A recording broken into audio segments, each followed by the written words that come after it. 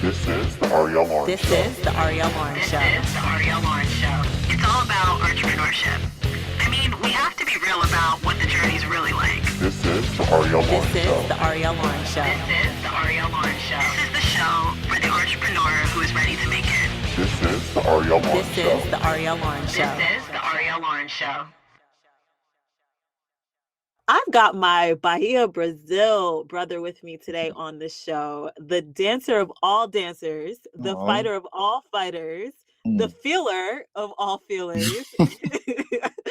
Andre D. Singleton has a soul unlike anyone I've ever met in my life. His resilience, his power, his love, it's just unforgettable and has truly changed my life. So I'm so excited to have him on the show just to talk and explore his latest work, The Very Black Project.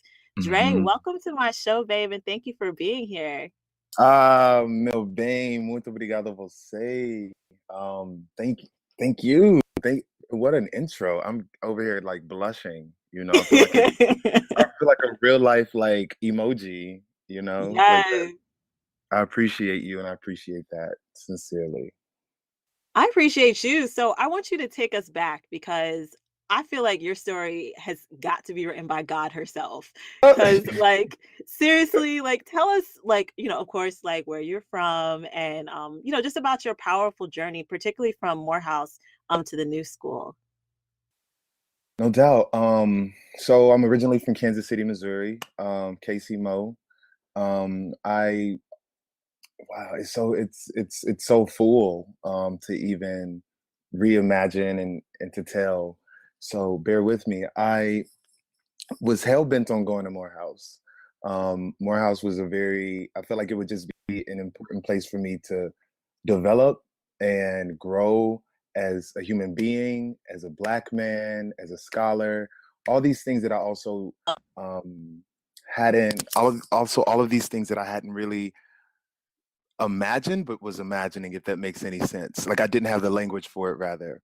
And I really, really always loved Dr. King and Spike Lee, and they are alum of Morehouse. And so I have such a dedicated spirit. I love Kendrick Lamar so much because of his EP Overly Dedicated. When that came out, I felt like it was my EP. And for me, that meant just like that true commitment from listening to like my spirit. And so my spirit was telling me to go to Morehouse. I didn't want to go to the military. I didn't want to go to a state school in Missouri. I didn't want to go to any places offering me some type of scholarship. My heart was set at Morehouse. And so in order to get to Morehouse, I spent so much of my energy while studying in high school. And I'm the oldest. I have 3 younger brothers and a little sister, but on my mom's side, I have 2 younger brothers and a little sister. So I was also like being an example for them, helping my mom pay for stuff.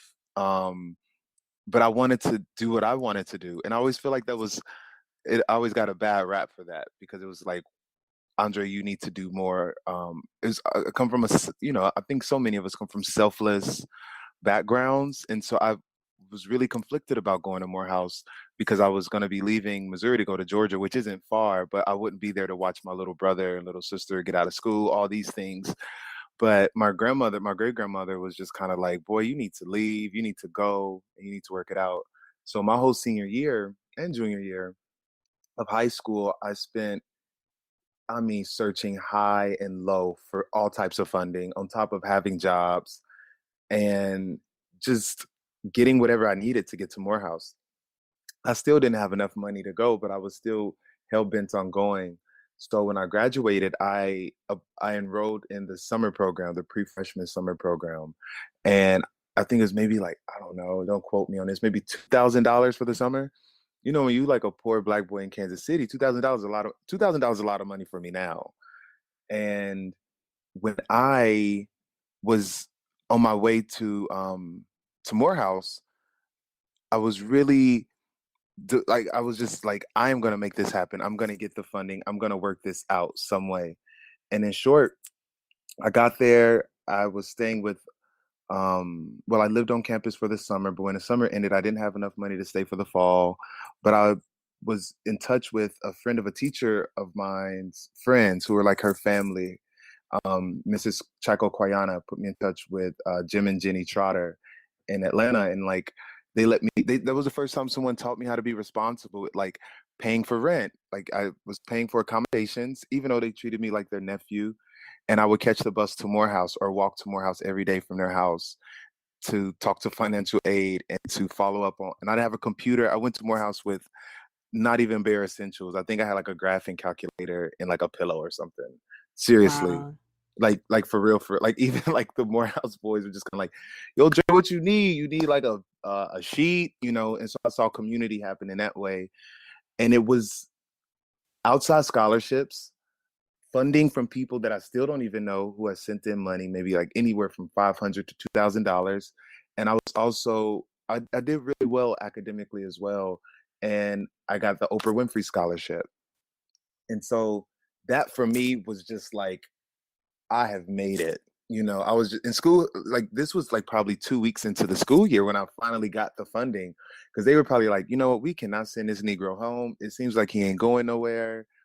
And, and they're just like, we cannot get him out this room. And I was so just dedicated. Like I just knew all I needed was a chance. And so when I got that scholarship, I was extremely grateful. And the gag was that about 3 weeks later, I noticed a lump on my neck, which was a week before homecoming. And anyone who knows anything about historically Black colleges and universities, homecoming is everything. And your first semester, freshman year, that's what you're waiting for. You're waiting for the football game. You're waiting for the tailgating. You're waiting for the alum to come home, just all this Blackness, you know? And so I was so excited for it. But then it turns out a couple days before that was happening, I felt all the buildup for it. I noticed a lump on my neck. And when I went to the infirmary on campus, they ran some x-rays and did some tests. And they didn't tell me how severe it would be. They just told me that my insurance was out of network and that I would have to return to Kansas City to see my doctor, to see my pediatrician. And I'm like, yo, this is I'm thinking this is a boil. This is a cyst. I'm like, pop that bitch, keep it moving. Like, can we drain this? My mom is a nurse. Like, let's get it over with. And they're like, no, we're not in a position to do that. And things just felt off. As you said, a feeler, like I'm just very sensitive. And I was just like, okay, so clearly this is something bigger than just a bump. But I didn't know I'm not thinking it's cancerous. I'm 18, never had health issues besides like, a severe cold, the flu, but never something that I felt would be life-threatening. And so when I had to call my mom, who my family really didn't even support me in my journey to go to Morehouse. Like there was no financial support, emotional support. They came around much later, but that pivotal time when I needed it, it was really me. It was me and a select few of just mentors that I met and connected with along the way. And I would never fault my family for that. It was a tall order for them. And so fast forward, it's like 2 days later, homecoming's about to begin and stuff. I'm back in Kansas City. I'm just like, gag, like, what is going on? So I'm going to my pediatrician. Mind you, before that, wow, I haven't said this out loud, so bear with me. I feel like it's everywhere. When I went back to Kansas City, as soon as I landed in Kansas City, my mother and my siblings and I drove to Detroit because we have family there. And my god sister had just died of a malignant tumor on her brain. She was 5 years old, Asha. Wow. God rest her soul. So you think the last thing I'm thinking is cancer? I'm just kind of like I'm burying someone that I love that's a little sister. So I can't even imagine that it's me. And so it just was this like continuous out of body experience. Like I'm leaving Morehouse. No one's there, really concerned about why I'm leaving because no one knows and I don't know. We were in Detroit for maybe 24 hours, went to the funeral because on that Monday I had to go back and start all my tests. And that's when I met with the pediatrician. Of course, my big ass is like 18, about to age out of seeing him. And I'm in like the waiting room with all these little kids. And I'm just like, this is so bizarre. I'm in Atlanta. I'm thinking I'm grown, right? I'm cute. And now I'm back with all these little snotty nosed kids. And I'm just like, what is life? Doctor's just like, looked at my x-rays. I will never forget this. Looked at my x-rays, put them up against the light, and looked at me in a way that was kind of like very concerning. Looked back at the x-rays and was like, all right, Andre, we got to run some tests, but never, it was so subtle because he never said anything verbally, but his body language said everything. Because it wasn't oh, Andre, this is nothing to worry about. You'll be back to school tomorrow. It was like chipper, but just, I don't know. I can't articulate it, but I felt it. And the next thing I know, I had never even heard of PET scans and CAT scans. I heard of MRIs, but I had to do all of these tests in a matter of 2 days. And the only test that I was worried about was like my sociology test. So I'm concerned. I'm feeling like I'm missing out, right? So the whole time I'm being told I need to do all these tests. We didn't have like, I didn't even have Facebook at the time. So the level of communication was just different. People didn't even text message like that then. So I just felt very alone and very isolated. And after doing all those tests, a couple of days later, my doctor was like, come in, we need to see you and your mother. I got my cancer diagnosis, and they said we need to run some more tests to find out what stage of the cancer it is, because it's metastasized. It's all over your body, despite the fact it doesn't look like it. And we have to set you up to get your surgeries. You have to get a biopsy, and we have to put your portocatheter in you, because what we do know is that your cancer is advanced, and we don't want to have intravenous chemotherapy for you because it'll ruin your veins. Wow. So they have to put in a portocatheter. Mind you, I'm just like, intravenous, like portocatheter. That sounds like somebody who like is real sick. And then it was hitting me that I'm like, I'm sick. It wasn't a feeling that I knew before. And I was like, but I was knowing myself. So it was like this, again, it's out of body, but like also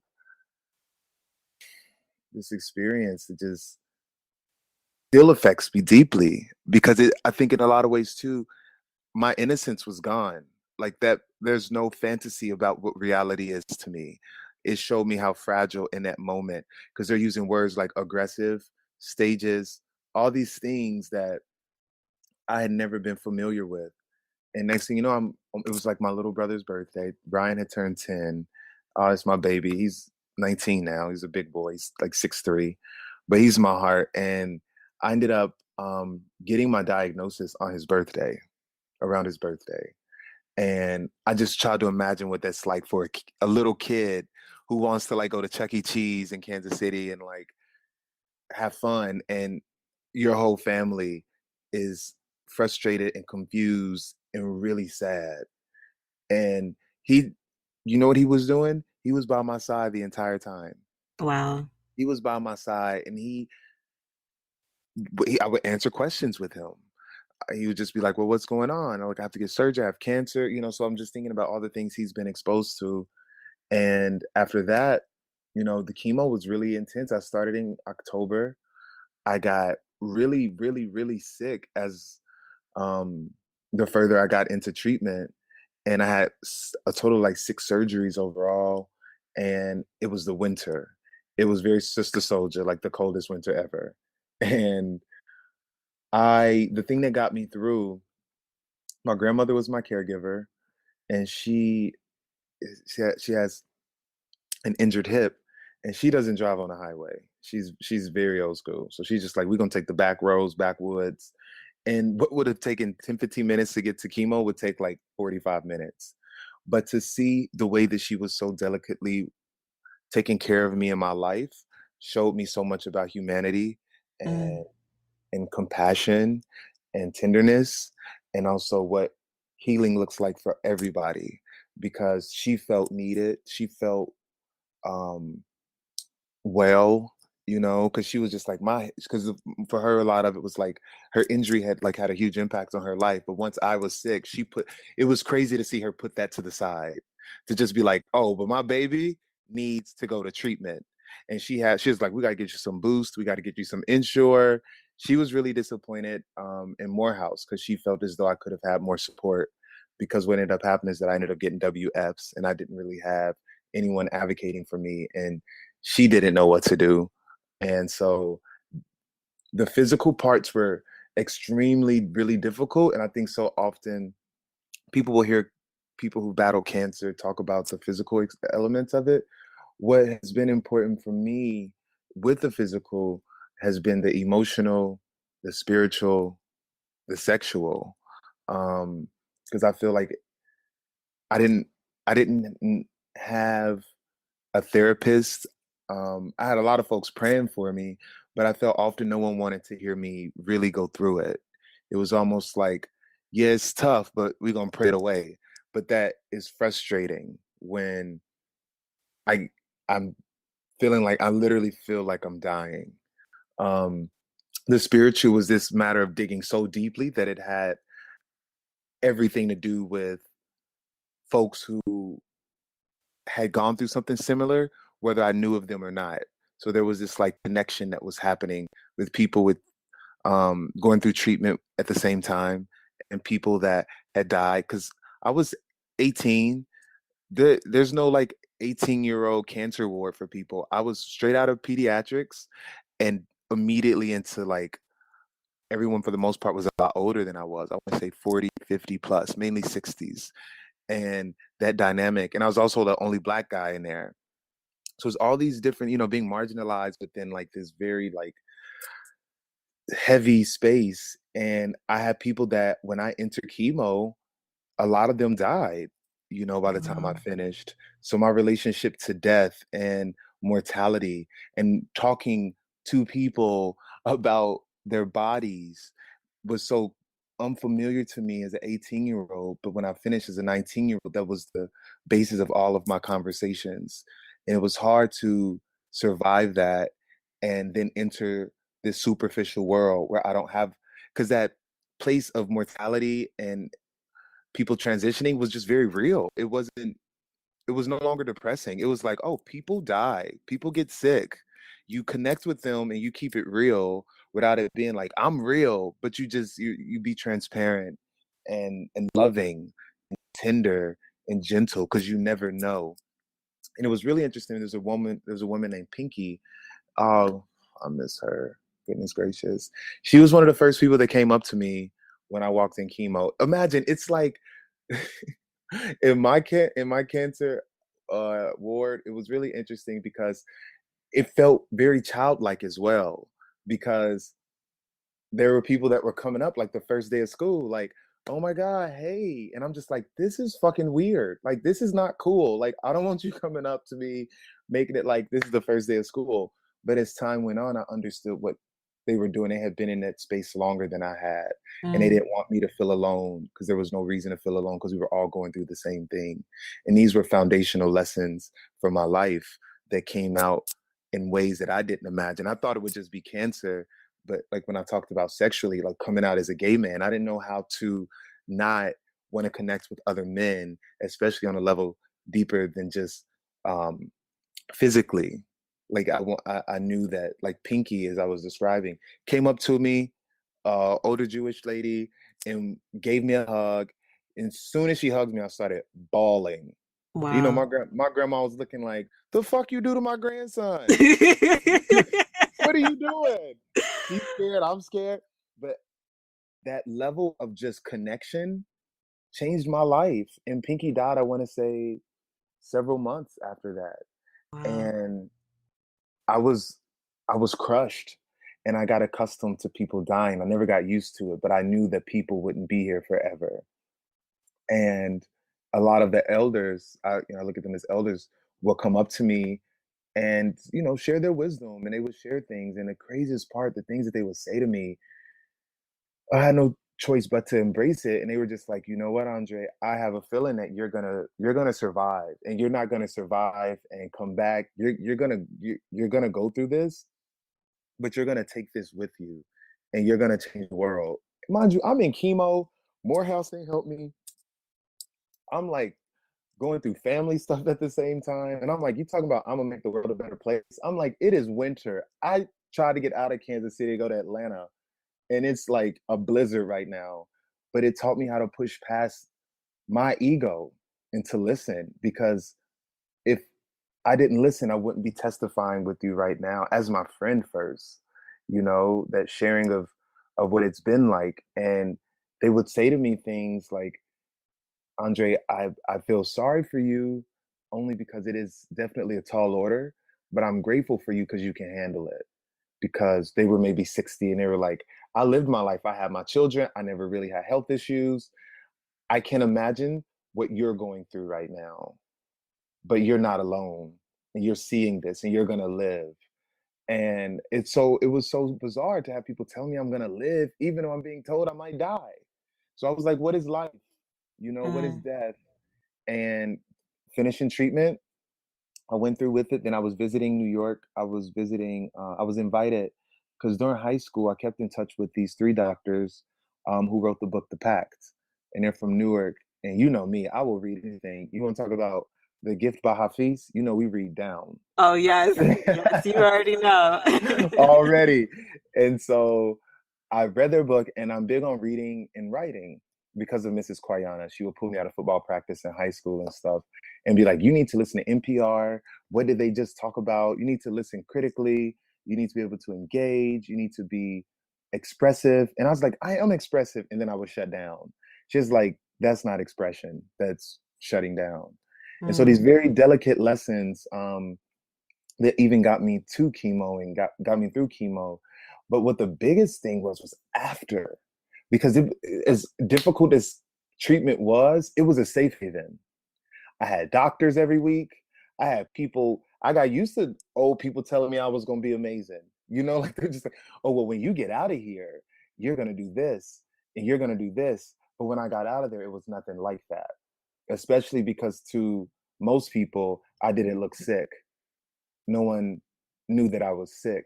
And at the same time, there were people who were supportive, but there were also rumors spreading too that I had like AIDS, you Mm. know? And so my relationship with struggling with my sexuality at 18 years old, also not having much sexual experience and dealing with like these things being said and how hurtful they were on top of just trying to understand this, what felt like a betrayal of my body. Um, and I didn't feel sexy. I didn't feel beautiful. I didn't feel worth anything. I felt like a house that was deteriorating. You know, like you saw me, but you didn't know what was in those pipes. You didn't know my grounds. You know, I needed to be retiled. My, you know, all of these things. And when I finished treatment, I was visiting New York. I was invited to the doctor's annual community dinner, and Bill Cosby was one of the and it's so ironic, like all these things, like 10 years ago, meeting Bill Cosby, people have been asking about my thoughts on Bill Cosby and just like all these, you know, just like how things happen. Yeah. And his son went to Morehouse, you know, and realizing like I've been placed where I need to be, even when it's been times that it has been unbearable. Long story short, I ended up being one of the keynote speakers unexpectedly. I read a poem that I wrote. Um, After that, everyone in Newark really respected me. And I hadn't even been to New York City yet. I came to Newark first. I stand corrected. I came to Newark. And then I ventured over to Harlem, where I stayed with my friend Steven. His nickname is Brotherhood, his family's couch in Harlem for like a couple weeks. And with that you're talking about that resilience, I knew that I couldn't go back to Kansas City. And my grandmother said to me, you know, my nickname is Wayne because my middle name is Dwayne. She's like, Wayne, you ain't coming back. And I'm like, Grandma, I am gonna come back. I gotta come back. She's like, no, you don't for what? I was like, because you're there. She's like, no, you're not coming back. You're welcome back, but you're not coming back. And to me, that was her way of telling me to just like go forth and like live my life. Mind you, I didn't have any money, but they took up a collection plate basically. And that was enough money for me to like eat, you know, live in New York City, buy a Metro card, basic things. And I ended up landing a job at the Harlem YMCA. Very black, very legendary. You could not tell, you could not tell me I was not James Baldwin or Langston Hughes or Elaine Locke or Zora Neale Hurston. I was like, I'm from Kansas City and I'm very Harlem right now, very Gordon Parks.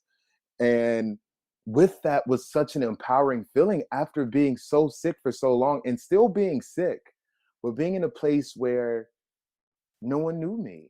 I didn't feel the pressure of like everyone being like, oh my God, I'm sorry, this and this. I would have to tell people like, yo, I can't do that. I don't feel well. Or they would see my scars. And at that time, I still had my porta catheter.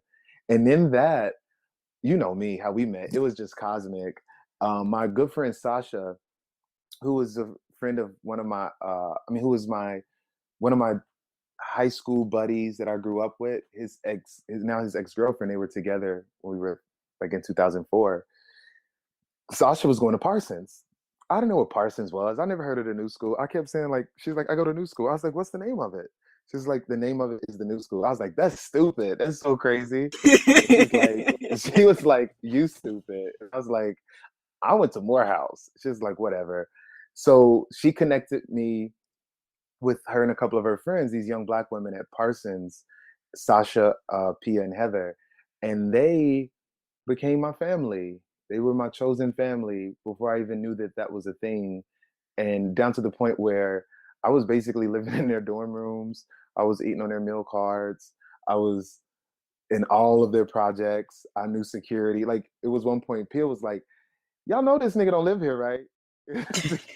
Security was kind of like, whatever, you know, he's dope. Like, and what happened was they were really supportive, and they were just like, you should go back to school. And so they and a lover at the time were just like really supportive, and they helped me with my application process because I was so scared. I was dealing with all the post-traumatic stuff of going to Morehouse, going through all of that. I lost all my scholarships and stuff. So I was like, I don't raise like $20,000+ and now I can't even go to this school, or 30,000. I don't know if I want to go to school. I was like, and I wanted to go to an all Black school. This is an all white girl school now. And they were like, Andre, no, it's fine. Next thing you know, we working it out. 2 years later, I ended up becoming an assistant for Spike Lee as well. I first worked on the movie Inside Man because I emailed him because he was really supportive during my time of treatment. His grandmother, I believe, fought cancer and transitioned during his freshman year at Morehouse. So all these parallels, you know, just kind of like, you can't make this up. And I was his assistant. And then they were just like, Andre, I really think that the job is dope, but you need to take your ass to school. You need to be going to Lang because you write so damn well and so much. You never stop talking. And like, you think a lot. There's a space for you, because all those things I felt were just too much. I felt like I was the Black boy that talked too much, that writes too much, that thinks too much. And they were like, no, there's a place for you. And so when I applied to the liberal arts school, I got in. And from there, it just changed my life. And while I was there, I did 3 study abroad programs. I did semester at sea. I studied with a program from Syracuse University, Perry Noir, Art, Literature, Life in the Contemporary Diaspora, where I focused specifically on like life in the diaspora, from Jesse Fawcett to, you know, Josephine Baker, Pharaoh Banga, like all these people that were like a part of my vocabulary, my spiritual vocabulary, but I hadn't had time or inspiration to help or support to healthily like learn about them. And then I also studied in Amsterdam at the University of Amsterdam for a semester, and I focused on sexual studies and religious studies. And I brought all of those things back to the classroom at New School. And, you know, I was getting ready to move to Brazil. It was Patrice who was just like, you gotta meet Arielle. Oh my God, she's moving there. Yeah, so after the part for me with New School was like, and it was a struggle in those classrooms, you know. It was like I was bringing this, of course, like I looked at like my thesis, which is now what a lot of people do. I looked at it as a spiritual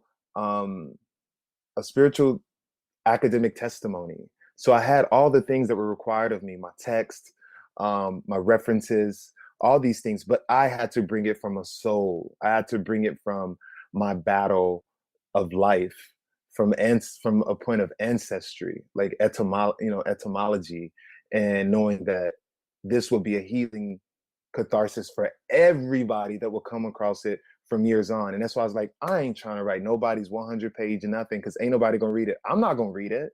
And so I put it on Tumblr, and it gained so much accessibility, and all those things just informed it. And during that time, I was trying to figure out, after I graduated, if I was going to move to Spain, remember this, Ibiza, or Salvador Bahia, Brazil. And I got that opportunity from a professor I met on semester at sea while studying at New School, and I did that abroad. Javier, so grateful for him, invited me to go and work with students from Spelman, Brown, and Penn State and just be myself and teach performance art, dance. He's like, Andre, I want you to teach, but I want you to get well. I want you to drink mango juice, drink coconut water, dance. Bahia is for you. And that to me was so selfless. And I felt like in a lot of ways that was like Pinky, you know, coming through him, because she was the one who would just be like, no, you're going to get through this and you're going to be okay.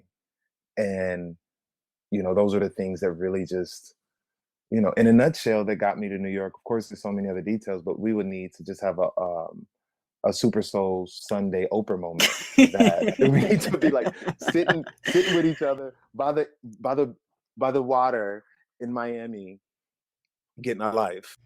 Listen, even just going back to Brazil, it was such an experience. Like, you want to talk about magical? And just purpose, you know, understanding divine purpose, understanding that we went because our souls told us to go and we met, and look at us now.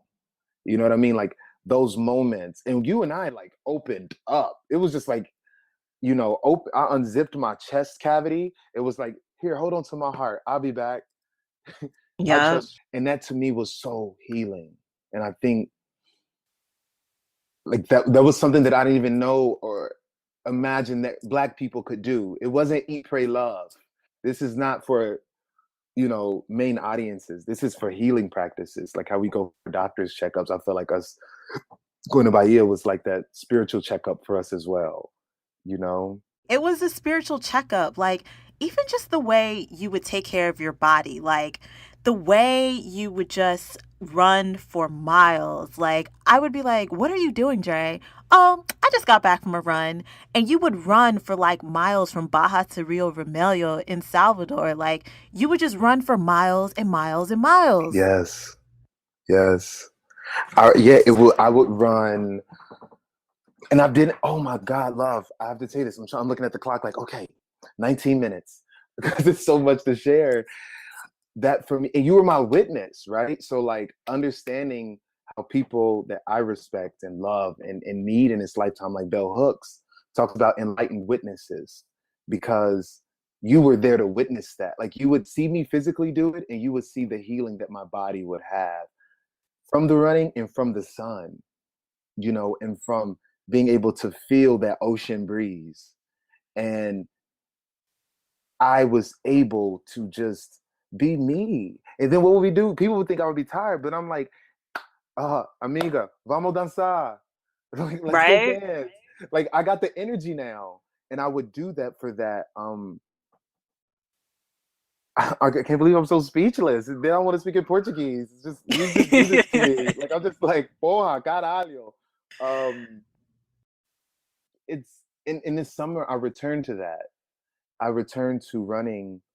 On average, I run about 7 miles, but this summer I did around 8 or 9 miles per 3 or 4 times a day. And to me, it was, when I do it, I think of the Trail of Tears. I think about the Middle Passage. I think about all of the people that have come through me, that are my body, that are my flesh and my bones, make up my bone marrow, that make up my sweat glands, that make up all of my DNA, that had to run out of fear and self-protection, and how I get to do it out of wellness. And so I do it as a way to just honor them. And when I dance, it's me taking that energy from running and applying it in the same way, but it's like from like the soul of my soul outward. So it's that rhythmic experience as a dancer, like being able to have that rhythm. And it's not like anyone else's rhythm, it's mine. And so when I take that to the dance floor, I still have that same rhythm. And it is like each step is for each ancestor. So when I'm doing a samba, you know, I'm hitting like 50 million ancestors at one time. I'm like, that's for you, that's for you, that's for you. Because we don't have to be here. You know, no one had to pray for us. Amen to that. No one had to pray. No one had to, that's the funny thing. No one had to connect you and me.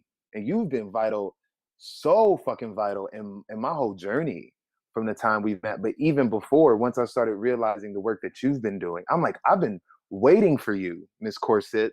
You know, I've been waiting to talk to you about the way that you take care of your body and the way you share your body and how you do it in such an intimate way. I think that's what connects us, is you and I both do this thing where people don't really understand it, but they need it and they don't know how to really engage it. So it's like we take these very intimate experiences and we write about them or we dance about them, and we're bringing the private to the public, but it's not exploiting it. And it's not for likes. It's not for attention. It's like, no, I'm a griot, you know? Absolutely. I'm a child of Oshun, of Shango. I have to do this. I'm not It's exploiting. true. And you know what? Like, body awareness is one of the things that I really felt connected to you. Because even when we were in Brazil, the way you would put on your lotion, like you're Carol's daughter, you were so into it. Like, I would look at you and be like, this man loves his body. But it wasn't from a shallow space. It was from like, do you know what happened to my body? So yes, I love my body, and I'll put this lotion on every single crevice. Like, I just appreciate you and honor you, because it was amazing to be a witness, truly. Ooh, you got tears in my eyes like that. It's so powerful because this is my 10th year in remission. And my friend last night showed me an article that I gave to her. I used to give it out so passionately. Just kind of like, I'm a miracle. I grew up Kojic, you know, I'm very Church of God in Christ. I didn't think the Andrew Caldwell thing was funny at all. Like, I'm delivered. Like, I was like, that shit's real. And like, that man is struggling, you know? And so for me to have, you know, those spiritual bodies be able to transcend, and for me to physically have to be able to transcend all of these things before the age of 19, 18 years old. And for me to be 29 years old today and have a friend like you who I trust and who I want the best for, and it's reciprocated, is what I prayed for during treatment. You know, when I literally couldn't focus on the future. All I had was the present. And so my friend last night gave me this article that was written about when I finished treatment. Amiga, it took me back. It took me back to the smell of saline solution, of my skin keloiding, of me having my mouth taste like metal for 4 years, my hair falling out, people abandoning me, rejecting me because they didn't know better.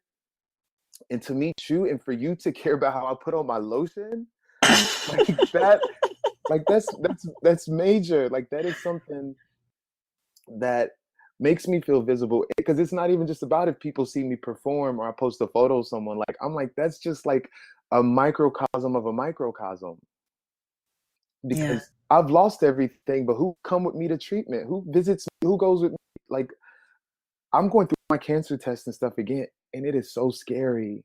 It is so scary to sit there and not feel like a person, not feel well, even though I've done these things and meeting you. You're my enlightened witness. You've seen me run, and now I'm back in a place where it's like I have to drink contrast. I have to sit in machines, and they're telling me what my body is like, and I have to look at the fact that like I have neuropathy and like I can't feel my hands and my feet sometimes, you know, at the age of 29. So for you to recognize what I do with my body and to honor it, and to this be 10 years later this year, I didn't know I would be here. I don't know. It's to me, it's the most affirming thing. That who would have thought that someone saying I admire how you put on lotion could be the most affirming thing. I just want us to feel how you make me feel. I think it's an incredible, and I feel like blessed. It's almost an embarrassment of riches, to be honest. Mm-hmm. You know, that recognition that is not superficial. That's not like, how many likes you got? How many this? It's like, how's your health? You been running? You drinking water? Look at them teeth. You look healthy. The best compliment that anyone could say to anyone is you look healthy. I agree. It's true. And we take it for granted. Not you. Sure don't. Not at all. I'm so grateful. I love you. I love I, you too. So now you're back in New York and working on the Very Black project. Tell us about that and what inspired you to co-create it. okay, so the Very Black project is so organic. It's just like me and you connecting in Bahia. Everything I do is organic. You know me, like I am not one to force or rush anything.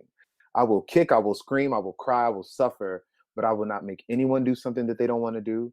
I will not make anyone go somewhere they don't want to go because I've been forced to do that for so long.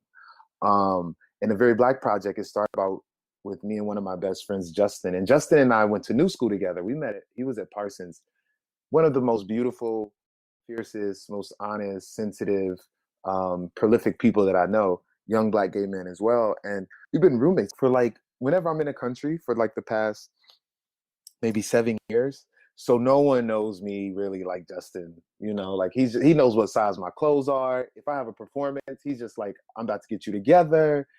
We're very Paris is burning, you know, just kind of like, I got you. And our conversations have been going on for years, and his experience as a Black person in this world and whatever else that entails, whether it's because he's Black and gay, Black and creative, Black from Connecticut, Black from Westchester, Black from North Carolina, and then mine coupled with mine, Black with terminal illness, Black with cancer, Black with living in another country. And we would just talk about it. And we're very, you know, postmodern, very contemporary girls. So it'll always, we speak in hashtags. And we would just talk, we were in the kitchen, we talk it every night. We're each other's therapists. We would sit at the kitchen, and somebody, I remember one of our girlfriends said something like, well, I gotta go, y'all, because I gotta go pick up my hair. And I was like, ooh, we were just like, that is very Black. You better go pick up your hair. And it would be these instances where we would just note things without them being, you know, academic or for any attention, but just it would organically come out like very Black. And so we would hashtag it, and then we would say it to each other, we would text it.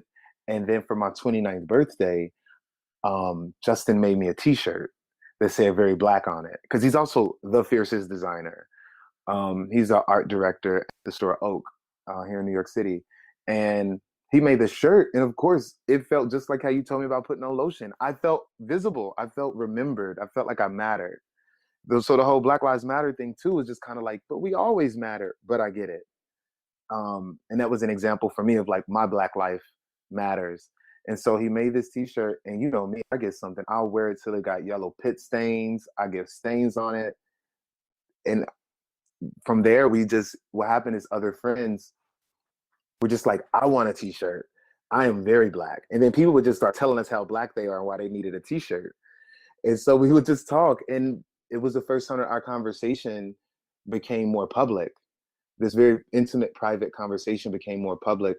And so equivalent to me, it made me feel very Ida B. Wells, you know what I mean? Like very Lisa Price from Carol's Daughter, like starting in the kitchen and working your way out. And, you know, very Madam C.J. Walker. And we started with t-shirts. And from there, we were asked by our friends at the Day Party and Movement, Everyday People, to come and just sell some t-shirts. And so we created our first batch, and we went, and that's when we made like tote bags, buttons, and stickers. Stickers were also a huge component. We ordered stickers, and you know, I'm very Jean-Michel Basquiat. I live for a Black artist that is out here in these streets tagging shit. And so I had a chance to speak in conversation to what's going on with everything by tagging things. So I would put my Very Black stickers everywhere that I felt they were appropriate. So they could be in an area that's predominantly white, and they're gonna gag and they get torn down. And I could put it in my neighborhood in Bed-Stuy, and Black folks is taking pictures. And so it created this conversation. So Very Black is really just rooted in conversation, and Justin being a designer and a photographer and also an intellectual, and then me being an activist, a pedagogue, a performer. Like, we managed to bring those forces together and become very interdependent and communicate. And we didn't expect it to even go where it's going now. We just knew that it was necessary to share it first with the people that we love, because it was a form of, you know, salvation, you know. And from there, it's just, you know, it's taken on its own life, and we both have our chance to shine. And we support each other in it. Like, if he's designing something, I'm like, boom, go do it. But the exciting thing is he designs things and he inspires me to design things. And because I write, I inspire him to write more. So after a while, you can't tell who's doing what. And I feel like that's what partnership is about. And that's exactly what the Black experiences, the African diaspora, you couldn't tell we weren't from, Bahia when we were there. Like that's a very Black experience that I feel like had to be told. And also with all these experiences, I need an outlet to have other areas of conversation, because the very Black conversation is not only because of things phenotypically.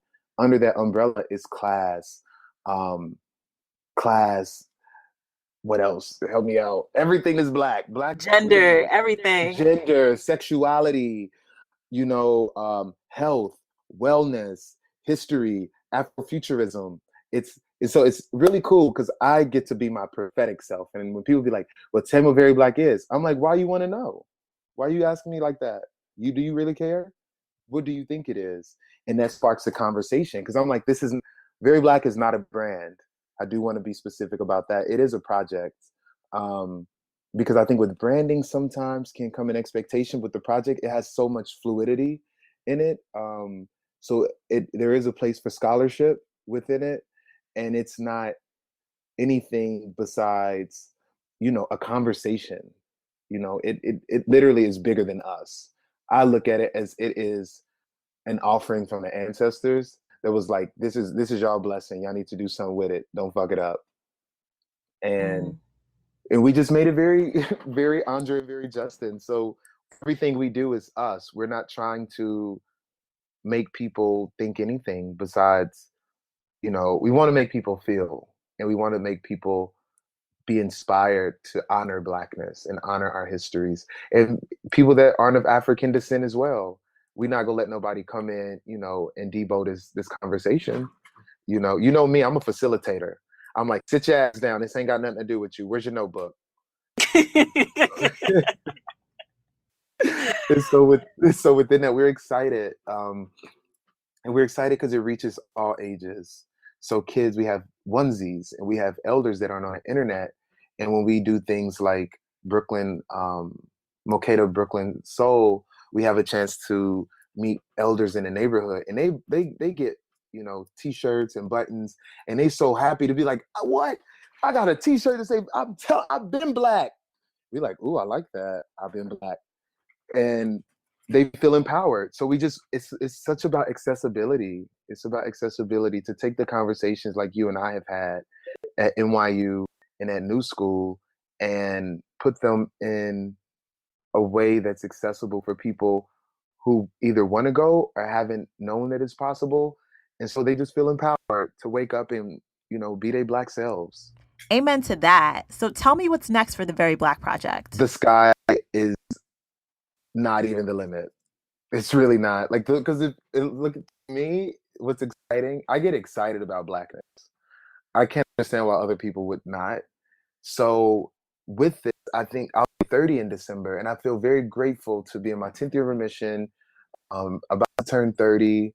And I'm thinking about how it's something that will continue to just grow, like Blackness. Like, if you look at where we've come from beyond the transatlantic slave trade, like just how we were the natural, like first, like agriculturists, you know what I mean? So there's gonna be some, aspects of it that we're open, because there's so many Black people that we want to connect with. And we're just, like, we didn't even know that it would be like this. We didn't even know that Afropunk would be crazy. I mean, it makes sense, but how affirming just the message can be. We're thinking, of course, film, TV, scholarships, literally, but there's so many things that we haven't even imagined. And I love the fact that I'm an adult and I still hold fast to my imagination. And my goal is to make other Black folks hold on and really appreciate the imagination. And so those are the parts of me that I look forward to most, is Black folks being affirmed. That's what's next. Black folks feeling affirmed, and seeing what that affirmation looks, feels, tastes, and smells like. And I'm an idealist. But I think that's the only way that it'll work is if I believe it. Because even if I die and very Black, you know, is something that people have higher hopes than it did, that'll be fine. Because guess what? There are a lot of Black folks that feel a lot more empowered, and there are a lot of people who have a lot more respect for us because we like curated this conversation. We don't control it. We just make the prompts, and we are excited when other people, you know, spin off and have their own conversations, and that we can support and witness. So I don't know. We'll see. You know, what's next for Black people? I love it. And I love you. Thank you. I love you. Eu te amo você. You got me like, I'm in my room. You know, it's hot as hell in Bed-Stuy. You know, y'all said when y'all was telling me about this, it can't be noisy. Close your window, turn off the fan. I said, well, damn. All right, I don't know what Well, we appreciate you. And to all of our listeners, you can check out Andre on his website, theveryblackproject.com. Support the movement. Like, it's powerful and really catalyzing important conversations in art and culture. And thank you, everyone, for listening. You can subscribe to The Arielle Loren Show on iTunes, Android platforms, and YouTube. Just follow the links on arielleloren.com. But don't click off this episode just yet. I always like to give a free gift, discount, or special offer away for every episode, so hold on for a few seconds. If you've ever wanted to raise money on Kickstarter, Indiegogo, or GoFundMe for your business or creative projects, I can show you how. Learn from me, Evita Robinson, and 7 other crowdfunding experts that have mastered raising money online. We provide you with a 3-hour training, 24/7 online community support, and in-depth interviews with experts sharing the do's and don'ts of crowdfunding. If you want in, go to crowdfundingmastermind.com and sign up for our program, crowdfundingmastermind.com.